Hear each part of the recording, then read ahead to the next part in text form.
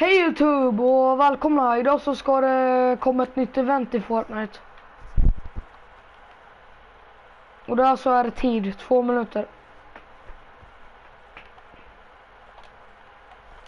Och man kan inte dansa nu. Ja, jag vet inte varför.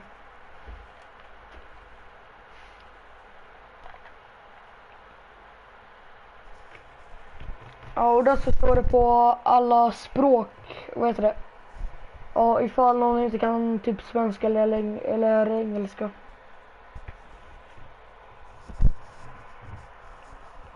Synd att det inte står på svenska.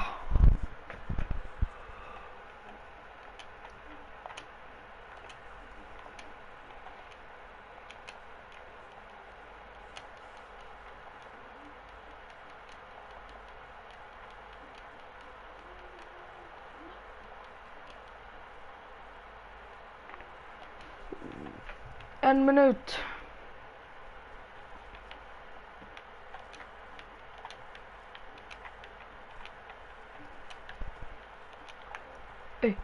Zipline.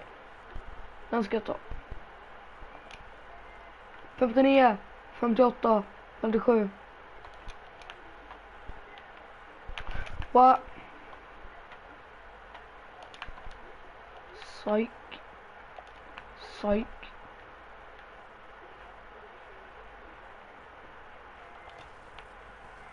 Hejdå.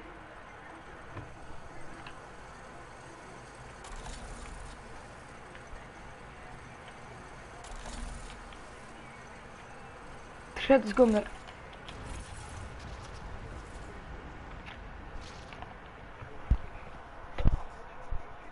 Okej, YouTube, 20 sekunder.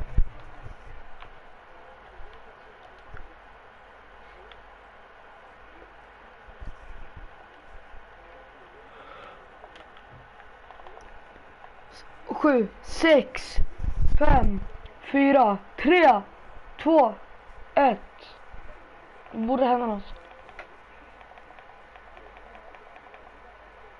Oj, vilken lag det var det. Hej! Vänta lite, jag ska muta mig själv lite. Look how they running. They beating white people down just to show us what's coming, or to show us we nothing, or to show us we only welcome when singing or balling. You shut up and dribble. Okej, YouTube, fett nice event. Hey everybody, I'm Carrie Champion. Welcome to live. We are having a very candid conversation with athletes and artists who want to make sure that you use your voice to vote. Jag tror att det är några artister eller jag tror det. We have so many different issues that have happened in this country. It's really truly unprecedented time. So I'm looking forward to these conversations. I think you'll be educated as well as entertained, but most importantly informed. We have morethanavote.org, whenweallvote.org, and fairfight.com. Those resources are imperative as we try to change our future. Fett coolt event. Det var en demokrati. There's no way that we can talk about hip-hop, or even the fact that we want to talk about activism, black voter suppression, without bringing in this guy straight from Port Arthur, Texas. We are talking about Bumby. He is an activist, a scholar, and an all-around gentleman. Thank you so much for spending some time with us. Bun, I don't want to start heavy, but I guess I have to, because that's where we are in the world today. It's heavy as hell. And when you think about what needs to happen in this country in terms of change, what's the first thing that you think of? Equality. That's pretty much the first thing that comes to mind, right? Black people need to be seen as equals in this world. You know, we had to fight. So, sorry YouTube. In this country, and not 3/5. The world is now seeing what we've known for so long in the culture and in the community. The one way that we can fight is obviously voting. Talk to me about what voting means to you. I hear people all the time talking about one vote doesn't matter and that voting doesn't make a difference. If that's true, why do they work so hard to suppress the black vote? Because they understand the power of the vote. And so it's time that black people collectively also understand the power of their vote. And not just on a national level, because a lot of times we only have this conversation every 4 years. People need to be very much involved in their local politics. They need to understand who their elected officials are, where they stand on issues that affect you. And you need to use your vote to either support the ones that care about you and your condition, or to elect people who do. A newer initiative that we're dealing with is educating felons, right? So in the state of Texas, if you're a felon, right, if you've been to jail or to prison, but you're no longer on probation or parole, you have the right to register to vote. Another thing that was just brought to my attention, there's an initiative called Orange, which is happening not just in Houston, but all over the country. If you're in jail currently, during pre-trial, but you have not been convicted, like you're still in jail waiting for your day in court, you are still eligible to vote. And you said something so key. They work so hard to hope that we stay uninformed or more importantly to suppress the black vote. If you could do one thing with this message that we're trying to send today about how important voting is, what type of images would you like for people to understand and see when they go to these polls and vote or when they cast their ballots? I think the images that we've all seen, you know what I'm saying, for decades in this country, if not centuries in this country, we've seen black people oppressed, we've seen black people attacked. So every time you look back and you see those old black and white images of people of color being attacked by dogs and people of color being sprayed with hoses, that's what they were fighting for. Back then, they were just fighting for a chance to vote. People like Martin Luther King Jr., people like Malcolm X, these people died to help us be in a position to have the power that we have now, which is to be able to cast a vote and make a decision about people that have control over our lives. So, I mean, if you in your own community need a reason to vote, look at a person like George Floyd. If the people in your city are not open to police reform, are not open to having a conversation about defunding the police, are not open to issues concerning economic equality, judicial equality, racial equality, right? If they're scared to say Black Lives Matter, you have the power to put people in those positions who do believe that Black Lives Matter, who do believe in racial equality, economic equality, judicial equality, right? Who see us as human beings. And if the people in your community don't feel that way, vote them out. It's that simple. Just vote them out. We don't have enough time to sit around and hope that people change their minds. Yeah, but you point out something so important. We have the power, and that is in our vote, and that is with our voice, and that's how we use our voice. I think of where we are right now. People say this is a particular moment, but it is a movement, not just a moment. It is a movement. Why, in your opinion, was it George Floyd's death? Why was that the chosen brutality for people to say, oh my God, black people are still oppressed in this country, and it is not fair? I think it's twofold, Carrie. In so many different encounters between people of color and the police, there simply is no Just nu när jag spelar in den här liven, då är klockan 01.05. It tends to lean towards the policeman's point of view. Det är lite konstigt att den är så sen, för det är typ inga av mina kompisar som kollar på eventet. De flesta av mina kompisar nu, de kör vid Save the World. Right? It was on every television station. It was on every social media platform. Everywhere you turn, you were constantly hit upside the head with this message. You see in the interaction that this man did nothing to deserve what happened. That's right. That's so well said, because if you think about it, in the grand scheme of things, it wasn't worth it, and he didn't have to lose his life. I think that you touched on something that a lot of people talk about. And that is now defunding the police. That has been such a huge conversation, but there's so many misconceptions around defunding and dismantling.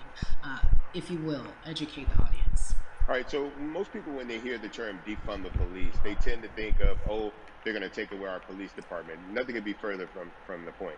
Defunding the police means that in certain communities, even in Houston, for example, we had over $1 billion allocated to our police force. Now, what is that money being used for? Some of that money tends to be allocated towards riot shields, right? Pepper spray, right? That kind of thing. That's only used against the people that fund this budget, right? So why would the people want to supply the police with the means to oppress them? If the police are concerned about the situations in certain communities with a higher crime rate, well, higher crime rates tend to happen in communities where there's not employment opportunities, right? There's not a lot of social services, and people are going to do what they need to do to take care of themselves and their families. When the community has more opportunities for employment, more opportunities for upward mobility, then they tend to be less of a strain on the government. They tend to have a lower crime rate, and because of that, we will have less need for the police in those communities. You are passionate about so many different things in terms of making sure that we are holding our leaders accountable. Talk to me about some of the other projects that you're working Well, right now, obviously, being a part of More Than a Vote is essential. We're dealing with primaries in this country right now, and we just want to educate people. We want to inform people because people are tired, they're angry, they're concerned, and they want information and they want action. And so we want to make sure that we give them the right information and lead them in the right direction. And we thank the people that do not look like us for standing with us right now, because it's very important that people who aren't black be involved, because if black people could have gotten rid of racism, we would have done it. Jag tänkte inte att det skulle bli en sådär jättelång live YouTube. Just to let people know that if they feel like I do, there's a number of places För jag måste dra och... Jag tror inte att jag ska spela in en kompis. Som också har en YouTube-kanal. Gå in och subba på honom. Han heter, jag tror att han heter Gabbo Sebbe på YouTube. Då är jag och min kompis som jag vloggar. Så gå in och subba på den kanalen. Det är inte säkert att vi kommer spela in imorgon när vi ska göra spökjakt. Men jag tror inte att vi ska spela in. Och om ni undrar vart vi ska vara, så ska vi vara i hela vår förort. Och tyvärr så kan inte jag säga namnet på dem.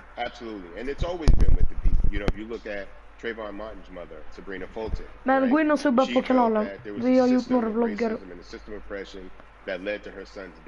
And so what did she do? She ran for city council, and she was elected city council. Our own former president, 44, Barack Obama, right, started in the community as an activist, ran for an elected position, became senator, ran for another elected position, and became president of the United States. So don't think that you can't make a difference. You know what I'm saying? You don't need a lot of money. You don't need a lot of power. Your voice is enough to make a difference. YouTube, jag kommer inte säga så mycket för bättre. För bättre.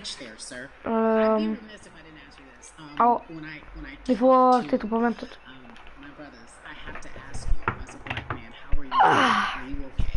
I'm good. I have a very strong relationship with God. Kan vi nå 50 likes? Children and grandchildren who are watching me, who are encouraged by what I do. Och vet du, 40 prenumeranter. That's really what matters, you know. The change starts at home, you know. So as long as you have a support system that believes in what you're doing and supports you in what you're doing, you have everything you need to go out there and fight the good fight. And for those that don't, there's a community of people here to help you. So you can go to places like morethanavote.org. There are many different places that will encourage you, inform you, and they will put you with groups of people that feel like you, that are ready to take action. So no one has to go about this alone if they want to do it.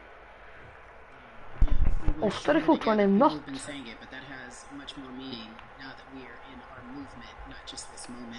Bumby, it has been an education, always a pleasure. Thank you so much. I appreciate you. Keep fighting the good fight. Keep up the good fight. Demonstration. Yeah, la. So our next guest, I have to admit, I'm a fan, but there are so many different people that we could talk to, and I thought it was so imperative that we speak with her. You know her as Molly on the huge, successful show, Insecure, HBO's Insecure. She also has a comedy special highlighting her Nigerian roots, and she's an amazing podcaster. Let's welcome in Yvonne Porgy, everyone. You have such a beautiful way of making things funny, giving us our medicine with some candy, right? The humor and the healing. You bring all of that to your space. And right now, as you look across this country and how everyone is so broken and so upset, if it's not social injustice, it's the pandemic, it's depression, it's unemployment, the list goes on and on. How are you doing, quite frankly? You know, I'm rediscovering self in a way that is hard, but necessary, that will lead to ultimate joy. I know it sounds like a lot, but no, I think I personally think that God put all of us on a global timeout. Like we just, you know, America hasn't done as good as other people when it comes to timeouts, because everyone else is out playing at recess, and we're still in the principal's office hoping and wishing we can come out. But I think that if we settle into the timeout and really learn the lesson that we're supposed to learn from this season, I think we'll emerge better. We'll learn how to play well with others in more ways than one. And so personally for me, I'm taking this time to learn me in a new way. I feel like I'm being ushered into a new season, and I'm getting still, because sometimes the busy confounds the work that we're supposed to actually be doing. You know, we're busy doing other stuff, but we got work that we need to do on the inside. And I'm like, I'm leaning into it. I'm like, dang, I thought I was gonna be able to rest like everybody else. And this guy's like, nah, we got work to do. You know what? And I think that's what everybody is saying about 2020. It's demanding that we be better. And you said it's a global timeout. What do you mean by that? Yeah, it's like everyone sit down, be humble, to quote the great prophet Kendrick Lamar. But like, no, seriously, sit down and let's reevaluate some things. Let us unearth and shake up the things that we have been trying to hide within ourselves, within our nation. I think America is going through an unraveling right now, a much needed, a much necessary one. And I think all eyes on us, right? There is no, oh, I was on the subway for an hour, so I didn't miss that thing that happened. No. Everybody was home. Kommentera gärna vilken level ni är i Fortnite. And everybody, no one could om ni spelar Fortnite. was watching when Amy Cooper called the cops. Like, om vi skulle vara level 1, då gör det nog ingenting. Pretend it away. We can't excuse. Jag skulle inte rekommendera att spela direkt varje dag. And globally, it's like, hey, we were going business as usual, but it ain't usual no more. Like that's over. Anytime change occurs, it's very uncomfortable. And so right now we're sitting with we're getting comfortable with the uncomfortable. The minorities, we've been comfortable with being uncomfortable, because that to me explains just the existence for whatever we want to do, how we break into our careers, how we live our lives, how we find ourselves one of the few or one of the first. And that's a lonely road. When you look at, and when you talk about this global timeout, everybody had to pay attention to Amy Cooper. Everyone had to pay attention to George Floyd. How is that helping us as a people, as a country, during our global timeout? I think, well, one, we're not minorities, Carrie. You already know it. It's like these labels that they put on us. It's like the same way of saying like black on black violence. Oh, so there's no white on white violence? It's branding. Yeah, right. It's all branding. You're right. It's like white people kill white people every single day. So no, there is no black on black violence. And if you say black on black violence, well then let's brand white on white violence. Like, I watch Investigation Discovery. Ain't too many of us. Det har varit någonting, det har varit tydligen något kul. But to answer your question, what does that do? Jag kan inte så mycket engelska, det är därför att jag ska rösta. What happened in the past when the world was still open, right? In that, okay, you had everyone, from Trayvon Martin to Castillo to Sandra Bland, you had all of these lives lost. And black people made some noise. You know, we rioted. We got out in the streets. We started the Black Lives Matter movement. All of those things. And then white people kind of just like, oh, let's give them something. And then it's just like, is it over? It's like Oscars so black. Okay, good. We gave some Oscars. Are we good now? Like, are we even? Mm-hmm. You know, and it's just like, oh no. This is not about like a Band-Aid. It's like, yo, we might have to amputate the leg a little bit, but it's all right, because by amputating the leg, we're gonna save the body. And so I think that's what's happening now. Like, America is realizing, like, oh, black people aren't just making a little bit of noise. Like, the protests are still out. The conversations are still being had. The change is still being demanded. And I think they're seeing, oh, this is not going away. And no, it's not, because we need systematic change. What a beautiful way to explore what is happening and describe our country. We might have to amputate the leg, but that's to save the body. That's what's happening right now. That's beautiful, Yvonne. And to that end, I have to ask you this, because the way that we do that, we use our voice. And our voice right now in this world, in this country, is our vote. And everyone talks about voting and how important it is, but I feel like more than ever we understand that it's not just about voting every 4 years for the man in office. It's about your local elections. It's about the mayor. It is about the district attorney, the people who have the power to bring charges against police if police brutality is an issue in your community. If you care about your school district, you can run for the school board. I ask this of you, right? Your parents are from Nigeria. You are Nigerian. You talk about that very lovingly. What does voting mean for you? You know, I think voting is power. I remember, you know, I became a naturalized citizen back in the 90s when, because I was still a minor, my mom naturalized, and so we were able to do it under her. And just even that power of, like, we are American citizens and all the access that we have by being citizens, one of those actresses and those actors to power being voting. It's a big deal. It's a big deal because not only do we have the opportunity to be in this country, but now we can be of the country. We can be of the systems. We can be of the rules. We can be of what it actually affords. But I think going back to the earlier comment about just the setup of YouTubens eventet pågår. I think Då håller jag på vet du. Either it's schools or whatever it is, and I'm not playing Jag vet inte, då så håller jag på att kolla min snap. But for some reason we do not and give them all the reasons. I know too many parents who are like, this child of mine, I do love them, but hey, where can I drop them off? And I think that there is a disservice done because, again, when we talk about voting, to your point, we talk about every 4 years. It's important to vote for the presidency. We don't realize, like, oh, snap, we actually can vote about, like, how much our libraries get. It's like small things like that, but they make a big difference. When you think of voter suppression in this country, what does it look like for you? It's the system. When we talk about voter suppression, we also talk about systematic racism, right? It's all the systems that set up. And we've normalized, okay, maybe your job will give you a half day, or maybe, you'll be able to get this luxury. It shouldn't be a luxury. It should be built into the system. It should be built into the fabric of how we vote. But maybe you'll be able to get this luxury in order to enable you to go vote. Think about everything disenfranchised, marginalized Black person has to endure in a day. So in a day, you need to get to work. Snart är det väl dags för mig att avsluta streamen. Ej, där är default-ansikte. So many factors along the way that can send you into a tailspin as an American. And then you add on as a person of color. If you're just trying to get to vote and you already have to go through all of these hurdles and hoops in your everyday life, imagine the one day when your voice really is supposed to matter the most in this country, but then you also see all the times that you've tried to have your voice matter, and then it's been shut down, repressed, told it doesn't matter, and then you're kind of like, what's the point? How do we keep hope though? If I'm watching this right now, how do we as a people stay hopeful? How do we believe in the promise that these quote-unquote forefathers have given us?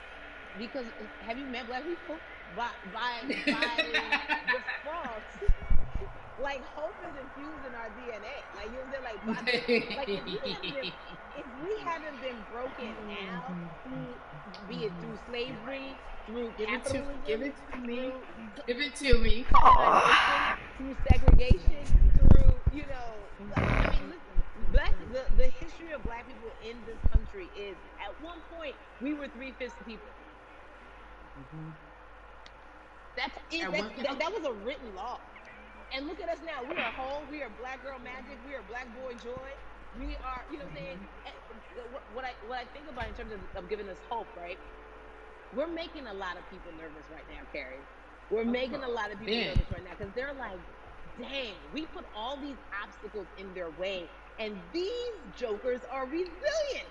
But that should give us hope. That should give us hope that, like, we can't stop, won't stop. I mean, I went to the school of Diddy. You know what I'm saying? Hashtag, Harlem shaking it right now. We can't stop, won't stop. And I think that's our motto. We can't stop. I'm put it to YouTube. Also, we can't stop thriving, and we won't stop thriving. To that end, because you led me directly there, I've been asking everyone who's appeared on this platform, what does activism look like? And I feel like back in the day, we had an idea. Yes, it is marching. Yes, it is protesting. Yes, it is speaking out against things that we feel are not right or unjust. But talk to me about what activism looks like for Yvonne Orji. Activism, I think the beauty of activism is that it has many faces, right? You're going to have the people on the front lines. Like, you know what? Martin Luther King marched, but there were a lot of women who were in the homes like, hey, BT Dubs, when they come back, this is how we support all the people who are marching on the front lines. And we're going to be here doing what we know to do best here. And you know what? Somebody needs to bail them out of jail so now we need to be in the community, getting money or whatever it is. So it's like everybody has a position to play. And so play your position like a shortstop, bro. So whoever you are and whatever you do, play your position. So activism could look like, you know what? I'm not the one that's built to be on the front line, but you know what? My pockets go deep, so I'm gonna support the people on the front line. I'm a comedian, black joy is a form of activism. There's always a call for entertainers or celebrities that have the platform to do something. Why aren't you speaking out? I'm not a believer in thinking that it's mandatory. Like you said, everyone can be an activist and be activated in different ways. But talk to me about the connection. Talk to me about the marginalization in your world and how you feel like it even inspires you to say more and use your platform to do more. Beneath the surface of what we do, like Nash says, it's the who. Right? The who is the person who's going to be like, hey, let me call this out. Either blind racism, in terms of overt racism, in terms of ways that we can be better, in terms of ways that we can actually be more uplifting to the community that you may not even realize that you're serving. Before I let you go, talk to me about the urgency, in your opinion, for people to vote, our people to get out and vote this coming election. Yeah, I mean, guys, Ryan, if you think you're tired now, I'm telling you right now, we cannot take this sitting down. We can't take this jokingly. I understand that it may be hard to figure out who to vote for, but at the end of the day, we got to vote for our families. We got to vote for our legacies. We got to vote for continued progress. We have to vote for upward mobility. We have to vote for equality in a way that is long lasting. And if we succeeded before, we can do it again. We talk about the whole. This is the time. This is not YouTube, kommentera också vad ni tyckte om det här eventet. We haven't made progress. We have. There's still much more to be done. And you know what? We might have to get to a point where we pass the baton to our children and our children's children, but we still have work to do now for that generation. Yvonne Orji, you are everything. You are Molly, but you are not Molly, but I love you so much as Molly on HBO's Insecure. You are an amazing podcaster, Jesus and Joel. Shout out to Lovey. And then we also have movies. Like you, The World, you're a model, a cover model. Also, wait, don't let me forget your hugely successful stand-up comedy special on HBO. Girl, you're doing it all. And I am so grateful. You're truly the dream, not just the American dream. You're the black girl, brown girl, do it all dream, the immigrant dream, everything. You're a beautiful, beautiful soul. I really, really mean that from you. Yvonne Orji, ladies and gentlemen, nothing but the best and excellence personified. Thank you so much. I love you so much, Mama. Mwah.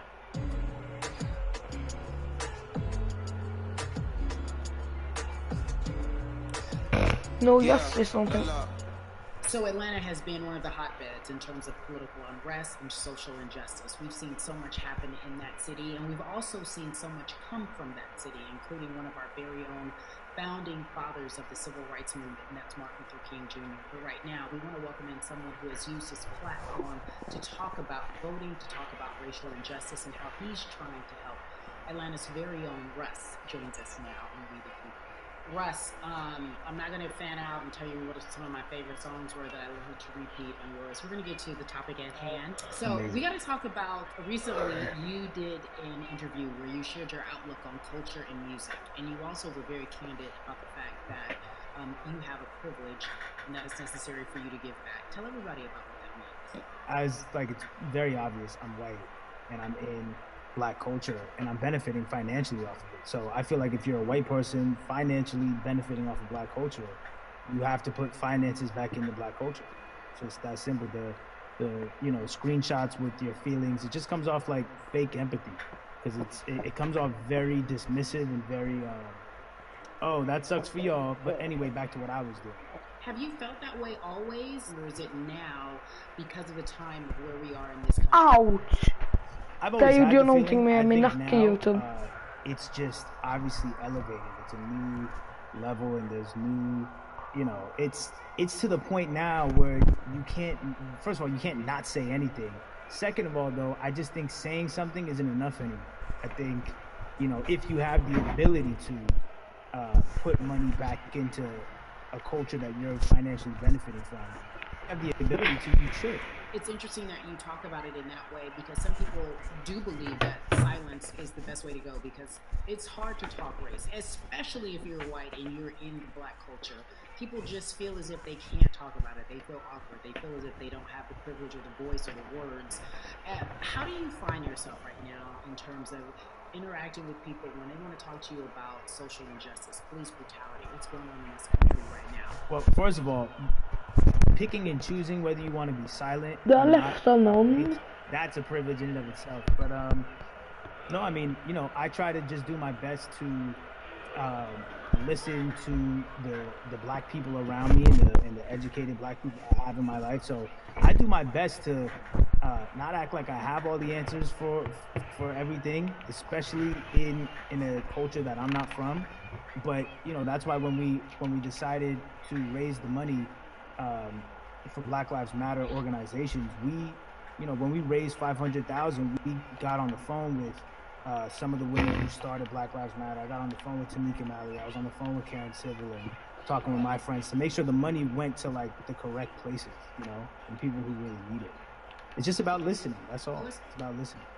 Let's talk about that for a moment, because the way I think of activism, for me, it looks very differently. It's not necessarily just protesting on the front lines. I think that's great. But what about being an activist in the way in which you have decided to be one? What inspired you? What did it look like? You said you raised money for Black Lives Matter.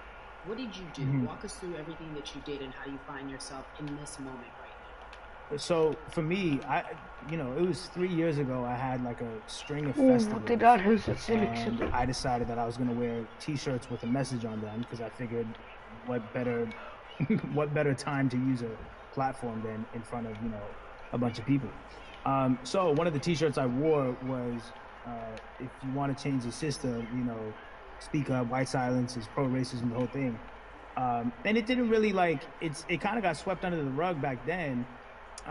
But when all this stuff started happening again, and it's been happening. Jag har fortfarande fokus I was like, man, I'm not the biggest artist in the world, and I certainly don't have the most hype fans in the world, but I got a good amount of people that I can definitely mobilize. Ofta de visar filmen på den där sidan. I know they're down for the cause, because it's merch, it's a good thing, and I've always been outspoken anyway, and so how am I going to be in black culture and not be outspoken about racism? And then I got to ask you this, because you grew up in Atlanta, so that gives you a heads up, depending for so many people, because you're in the crux of that beautiful black city where there's so many beautiful black leaders, music, and things that speak to our culture right now. Jag kommer upp YouTube. And we are really, really getting our word out, especially with this together.